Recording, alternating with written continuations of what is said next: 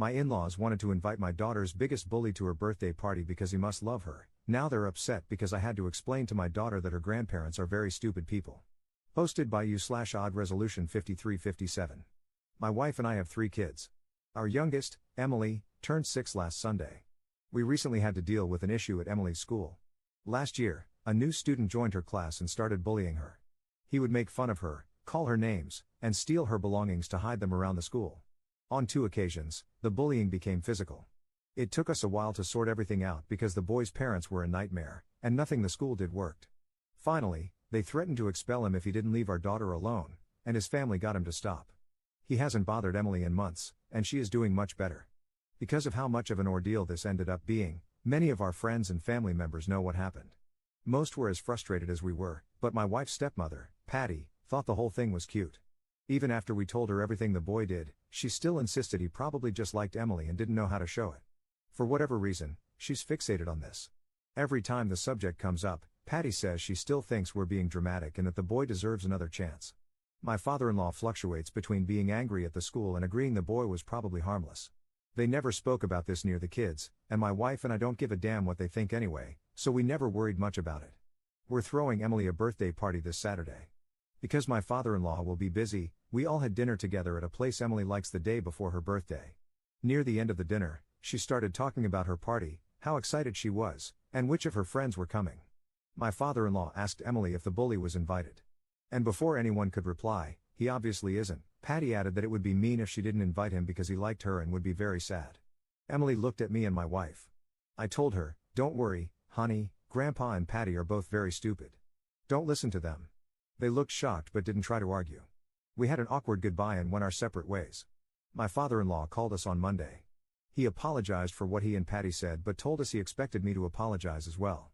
He said that I crossed a line by insulting him and his wife in front of his grandchildren. My wife and I have been on the same page throughout all this. But yesterday, she told me she was starting to wonder whether it wouldn't have been better to deal with this privately, especially since we don't like insulting people in front of the kids. Am I the jerk for telling my daughter that my in-laws are stupid? Top/relevant comments. Commenter. There was probably no other way to make your mother-in-law shut up, so not the jerk. What I find disturbing is that your mother-in-law prioritizes a bully over her own grandchild. Since when is bullying a sign of affection? If it walks like a duck, talks like a duck, chances are it is a duck. Seen in a wider context, your mother-in-law enables and makes excuses for the kind of toxic behavior that men display towards women on a daily basis. Instead of protecting her grandchild, she exposes her to a bully. That's seriously insane. Ops response. Back when we were having to deal with the boy's parents, one of the excuses they used, referring to the name-calling, was that all boys behave like that around girls. I think about that a lot. Both because I know it's not true, neither of my sons are like that, nor did I act like that when I was a child, and because of how disheartening it is that people could enable that. Commenter 2. I wouldn't apologize, they were out of line. You have to take bullying seriously, kids are harming themselves just from being bullied. And they really need to stop with "he likes her and meant no harm." Nothing is cute about being bullied and harassed. Ops response. Patty's whole attitude about this has been infuriating. We've barely spoken about this boy in months, but she feels the need to bring him up every single time. Op adds an edit to his post. I've brought this up in the comments, but I want to offer more context on what the bully did. It was mostly verbal. He created a few nicknames that kind of, not really, sounded like Emily's real name and our last name. She once got brown paint on her clothes during art class, and he started calling her pig. He laughed whenever she spoke in class. The teacher would always shut him down, but Emily is already a shy kid, and that didn't help. They have weekly toy days at school, and Emily stopped bringing her toys because the boy kept stealing them or threatening to break them. He'd also take her stuff, backpack, school materials, and personal items, and hide them. We managed to get all those things back, and the closest he got to damaging something she owned was a small rip in one of her stuffed animals that my wife was able to fix. And as I mentioned, the bullying got physical twice. On the first occasion, he pushed her off a swing set. She scraped her knees but wasn't hurt otherwise. The school reprimanded him, but it didn't do much. A few weeks after that, he put gum in her hair during lunch. A teacher witnessed it and said that he grabbed her head violently to do so. That got him suspended, and the school threatened to expel him not long after. I don't think there's much I can say about this boy, except that he has very obvious behavioral issues that his parents refuse to manage properly. Update 6 days later. I'm very grateful for the advice and support you gave me on my first post. To get it out of the way, Emily's birthday party went off without a hitch, and she had a great time with her friends. It's always bittersweet watching our little girl grow up so fast, but my wife and I enjoyed ourselves as well. We talked more about what happened over the last few days.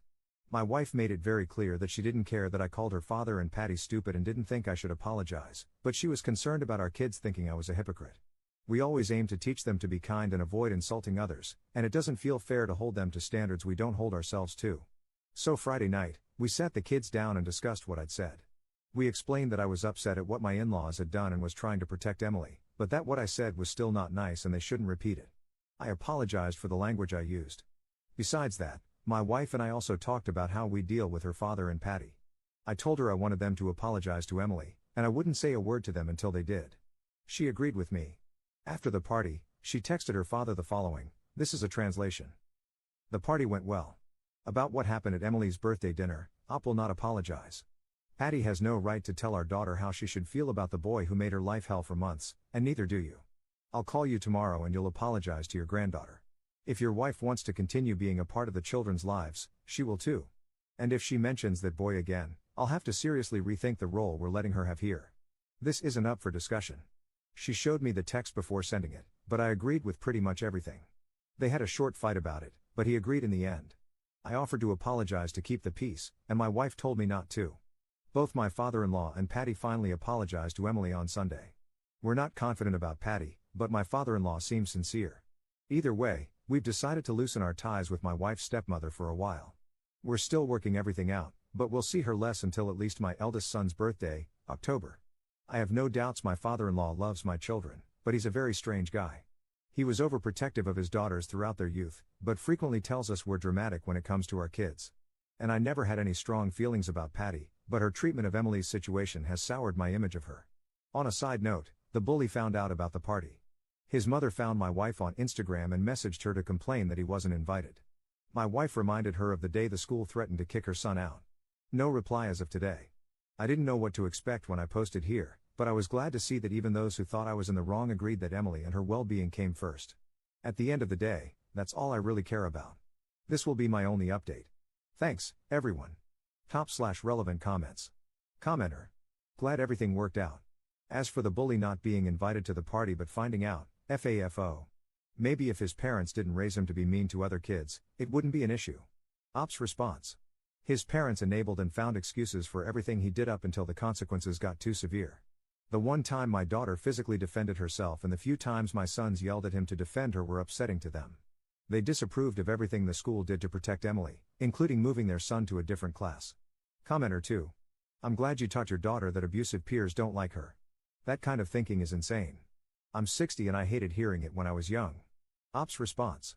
Both my wife and I hate it too. It was especially infuriating when we were having to deal with the bully and his parents and Patty started trying to convince us that the boy had a crush on Emily. Hearing that the kid who was tormenting my daughter on an almost daily basis was just a cute little boy who didn't know how to deal with being in love was maddening. Commenter 3. Why the heck would that kid's parents care about your daughter having a birthday party? My God, they're deranged. Op's response.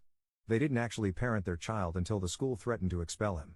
Their reaction does not surprise me. My wife showed me the mother's text. She essentially said it wasn't fair to exclude her son and gave some of the same excuses for his behavior she had given during our meetings at the school.